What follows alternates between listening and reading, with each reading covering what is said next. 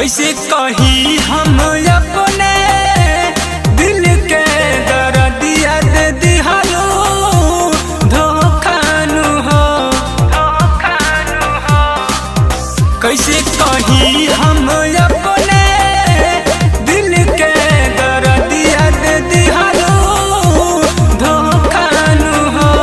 तो कटे नाही हमसे दिनवा रतिया हो। तो कटे नाही हमसे दिनवा रतिया हो।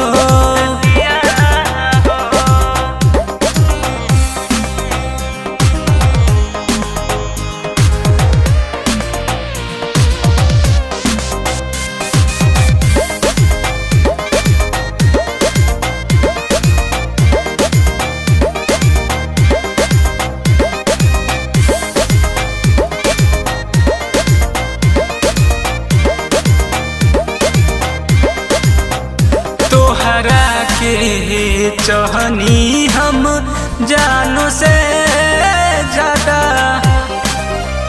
काहे भूल कहिलू सब कइल वादा।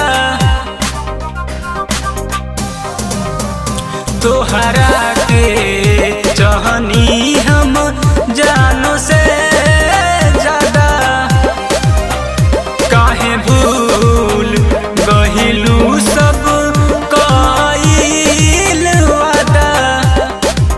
कैसे भुलाई अब तोहरी सूरतिया न लगे मनवा हो।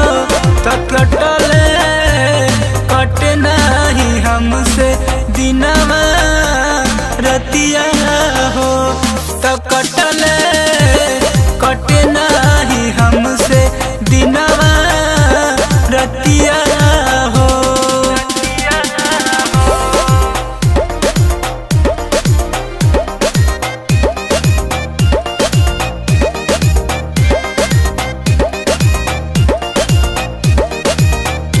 विमलेश जितेंद्र ई दुआ करे, ससुर में जाके खुशहाल रहे।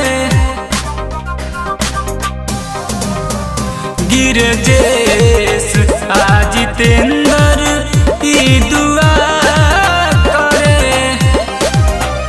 ससुर में जाके खुशहाल रहे।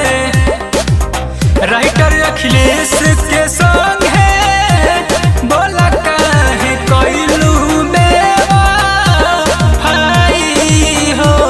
तो कटे नहीं हमसे दिनवा रतिया हो। तो